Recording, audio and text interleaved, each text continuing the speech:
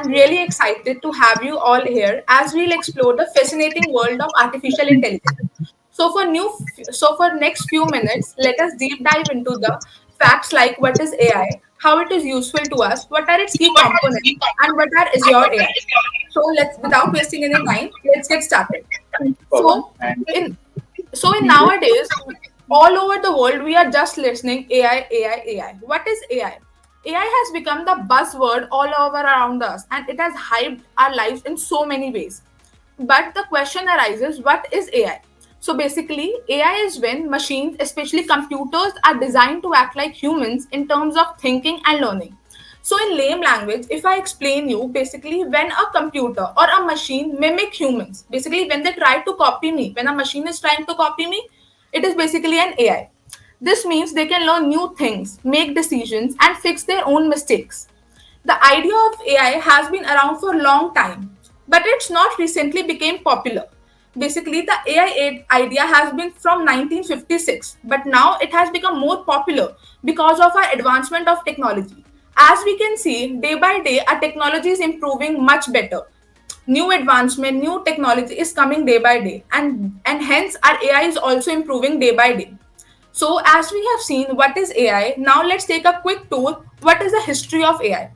So, as I have told you, AI was begun in 1956. The same I have written here also.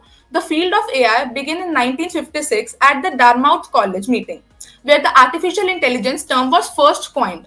Initially, artificial intelligence was just like simple rule-based programs. I give a command to a system and it will perform a specific task. It has since evolving through many times, but now it has become more advanced because of technology, advanced machine learning algorithms, deep learning systems. Basically, AI has involved in our life in much ways. Directly or indirectly, we are just dependent on AI. As humans, we are lazy to do work. So we try to do small work from AI only.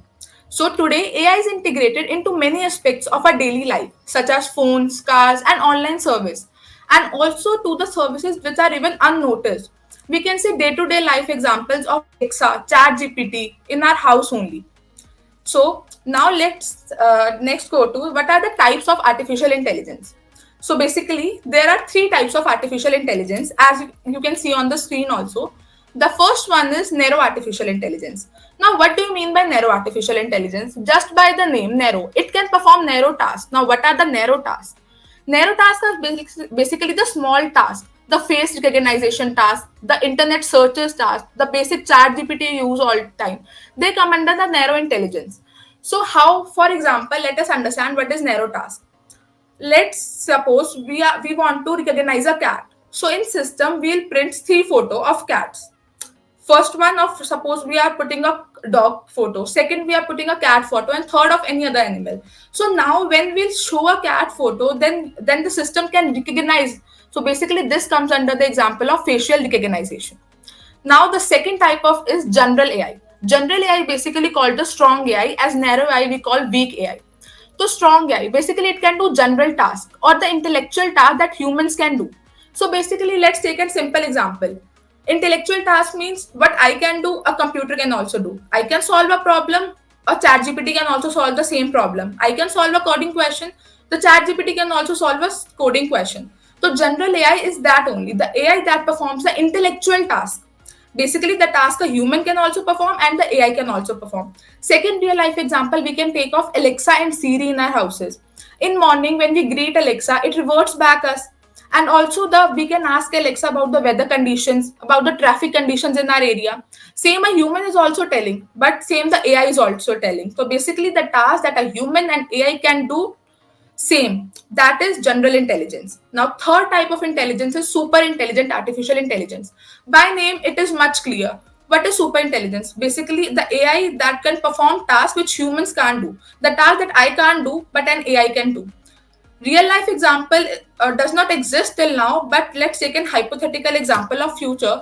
We have developed an AI Orion. Now he can diagnose a diseases just by testing two things, just by taking your blood positive report and your father and mother's name. But as if I am a doctor, I need to do your X-rays, your MRIs, and many more tests to diagnose a disease. So this is the difference between super intelligent AI. It can do the task much faster and also the task that we as a human can't do. So in conclusion, we basically studied three types of artificial intelligence: narrow intelligence, general intelligence, and super intelligence agents. So after knowing what is intelligence type, its history, what is AI, let deep down in the topic, how does artificial intelligence work? The basic common question in all our mind. We are seeing that artificial intelligence has become the buzzword all around us. But curiosity is there that how does actually it work? So before getting answer to this, now let us know what are the key components of AI. So as you can see on screen, I have put it two pictures. So in first picture, you can see that there are basic five to six main key components that are machine learning, neural networks, NLP, computer vision, deep learning, and cognitive learning. And on the left hand side, you can see an image in that you can see that machine learning is covering the basic part of the artificial intelligence. Means machine learning has become the super most subdomain of artificial intelligence.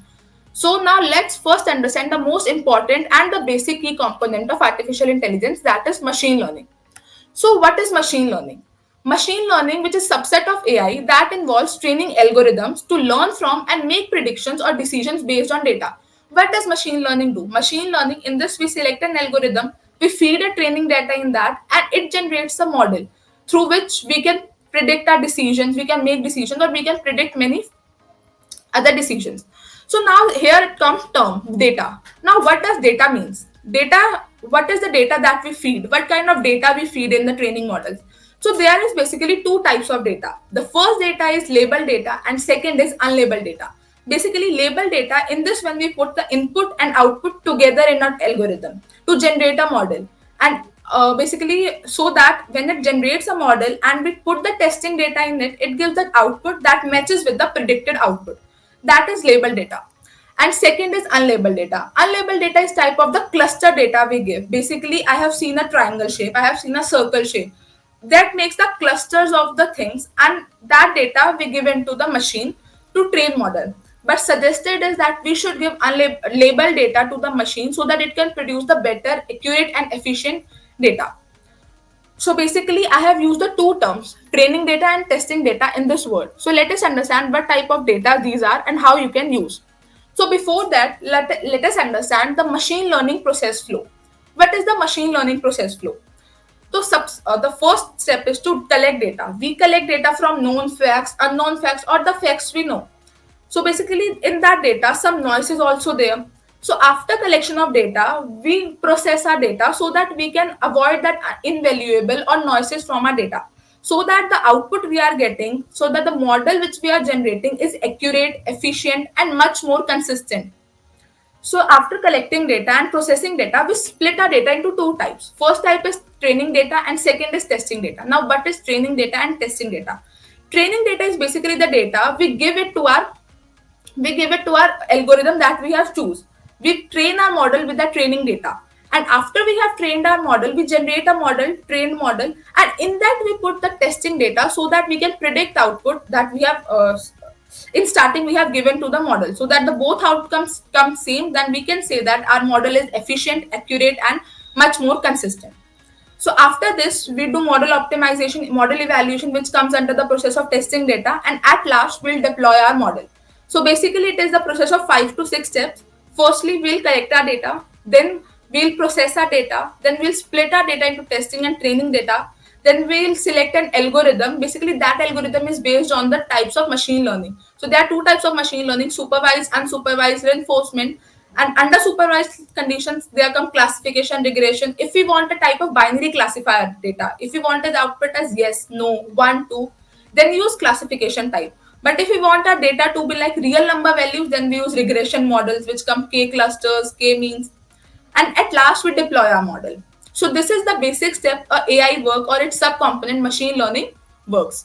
Now let's come to the applications of artificial intelligence. As in few slides, we have seen that artificial intelligence has become the major part of our lives. Directly, indirectly, we are just dependent on AI. For small works, we just want our AI to work for us. Even for solving a small problem, we don't want to use our brain. We just want that we'll do chat GPT and we'll get the answer. So let's explore what are the applications of artificial intelligence. So basically, here are the few applications listed. First, in e-commerce site, we can use artificial intelligence. Second, in education sector. Basically, in education sector, the best example is ChatGPT AI tool. Personalized coaching centers, personalized training tutorials are there. Bard AI tool is there. Third is healthcare. Now, healthcare. What are the applications of AI in healthcare? It can diagnose a disease, medical image diagnosis, which we can also say X-ray, drug discovery, personalized medicines, medical robots, electronic health records, clinical traits, outbreak predictions, and etc. Much more applications of AI. Now, second is in business. In business sector also, artificial intelligence has become the lead. Now, how it has become the lead as we have the AI for targeted marketing, smarter supply chain, smarter operations, secure operations, AI enabled quality control and quality assurance, AI for customer service experiences and support. Next is our lifestyle. Basically, through AI, we can got to know about the new trends that are developing in market, new fashions, new lifestyles. That also is led by AI. Second, robotics. New robots are made at industries. Seventh is human resources. Also in gaming, artificial intelligence has taken the complete lead. Ninth is social media. Through social media, we can know the best trends, best fits. We can also, it is interrelated to our lifestyle. And tenth is marketing. Marketing, that which is the high marketing. What is the basically the targeted marketing strength? What are the secure operation to grow a market? And what are the smarter operations and smarter supply chains? Also, as I have spoken, that AI has become directly or indirectly the best part of our lives, or also if we use it in limited ways. But nowadays, what we are using AI for everything. So excessive use of something is dangerous only. So if we use AI in our everyday life with a limited amount, so it can only help us in many positive ways. So how AI can help us in everyday? It's smart assistants, e-commerce enhancements, autonomous vehicles. Autonomous vehicles means like the electric vehicles now we are using. Educational tools, ChatGPT, Bard, Grammarly, and many. And also it helps in the financial insights. So now how it helps in the smart assistant. So basically the recent Google Assistant series in Android, we just say Siri open this tab, Siri just call this number. So it is making our everyday life easier only. Okay, so now in few slides, we have some idea that AI is very advantageous to us. AI is becoming much more advantageous to us. Now I have listed some few advantages over here. Now let's see the advantages. The first is reduction in human error. We as human make many mistakes. We does errors, and to solve that errors only, AI basically reduces the human error. It gives the solution in this, the chances of error reduces. Second is available 24 hours 7. Basically, we as human can't be available 24 hours 7. We need rest, we need sleep, we get frustrated, we get tired, but AI doesn't get tired. When you solve a question on ChatGPT, does ChatGPT ever given that message that I am tired, I'll not solve a question? That's the advantage. It is available 24 hours. Better risk taking capabilities. As humans, when there are hazardous industries, we want to test some gas, some also hazardous gases. So we as human have fear about that. But now some industries are making robots that can test the risk taking capabilities. So through AI, we can also have better risk taking capabilities. And fourth point is assistance on digital platforms. Basically, recently only we have discussed about the Google Assistant series in Androids, Alexa, and many more smart chatbots on the e-commerce websites that help us to chat with the chat. Okay, now fifth is unbiased decision making. So, from example, let us understand this. Suppose I am a CEO of a company and a known of mine come to give an interview. So now somewhere I'll be unbiased about the decision that I'll give preference for selecting him and her. But artificial intelligence reduces the chance of this. It gives the biasness in the this. Basically, the data we feed in that, it will give the output according to that only. So if we'll feed the data according to the biasness, it will give data. Basically, it will give the equal opportunities to everyone. The best example nowadays is ATS scanner, in which we scan our resumes. So company use ATS scanner. Basically, they feed the data of the job description. What ATS scanner do? It scans the basically the keywords of that, and it made results. Basically, it rejects 75% of resumes, and as a result, it keeps 25% of resumes. So basically, it is the unbiased decision making. And so next comes here the ethical considerations of AI. So for using AI, we should also keep some of the ethic conducts. So three conducts I have listed here is that first one is bias in AI. Recently we have discussed that all should get equal opportunities. So the data that we are feeding in AI in a machine should be biased and should be equally treated with everyone. So we should feed that data that is good for everyone, or that is good for our model to be trained. Second is privacy. As we know that we are using many AI tools. In this, we give our personal informations such as our Gmail passwords and much more things. So the ethical conduct of privacy becomes a major concern, that data security and privacy should be there in that, so that our personal things can't get leaked. Third is job displacement. Nowadays, the breaking news is only this: AI can replace humans, AI can replace human jobs, etc. etc. This is because of our only. For small things, we are dependent on AI. We need some we are so lazy that if we need something, we'll go back to AI to solve that problem. So basically, we are making AI to overpower us. So using AI in a best way so that it can't displaces the job and it can't have much impact on employment, and everyone has employment and uses AI in the best way. So we have seen the AI.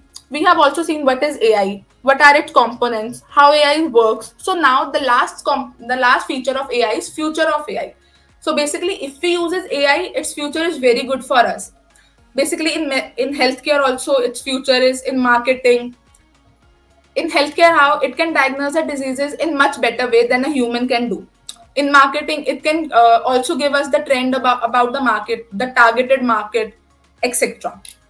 So now, after learning about AI, let's come to what are AI tools and platforms. So there are many AI tools and platforms. Few I have listed here. The first one is Azure AI. Second is ChatGPT. Third, Bard and Grammarly, and many more. We have many AI tools and platforms through which have made our work easy.